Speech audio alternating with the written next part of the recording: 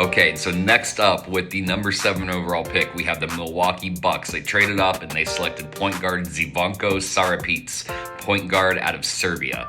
I don't love this pick off the rip. 21 years old, B potential, and great ratings off the bat. Now you would go initially, why wouldn't you like that?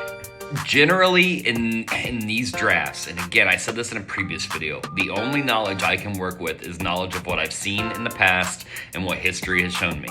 Draft evaluation, there's a lot that goes into it, and in cases like this, we have seen guys with these kind of ratings, these like all-star ratings off the bat, B+, B+, B+, not pan out well if they aren't like touted as like a 19-year-old with like a potential surefire number 1 overall pick. You know what I mean? The fact that he's 21, the fact that he's coming in with B scouted potential leads me to believe that that B isn't even a real B. I would put it more as like a low C, high D if it's not an F. And that's what scares me the most about this pick. I mentioned in a previous video, there are a lot of boomer bust picks in this draft, and I do think that this is 100% one of them.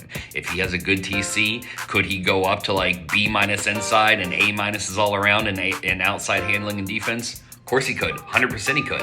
And that's, you know, then he would be like a number 1 overall pick. So I don't hate, the more I thought about it, because I initially ripped into Kiki for this, the more I thought about it, I don't hate this pick. I really don't.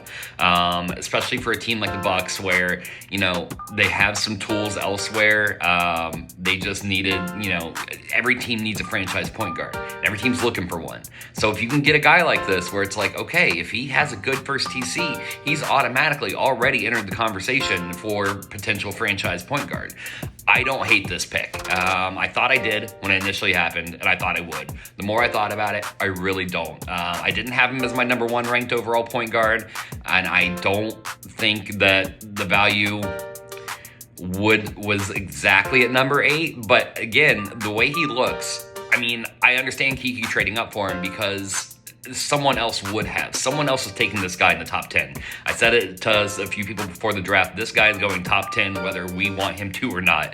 I don't think it's a terrible pick. I think if it pans out, great. I think if it doesn't, though, it doesn't set the Milwaukee Bucks back that much. They still have a ton of picks in the next few years, and they still have a lot of pieces to work with. That's why I don't hate it. If it works out, Kiki looks like a genius, and it's great. If it doesn't, then, you know, try again, which they have the pieces to do, and they can do it. So overall, do not hate this pick. Hope it works out for him. History shows that it might not, but hey, I've been wrong before, and I've been wrong a lot, so maybe it will.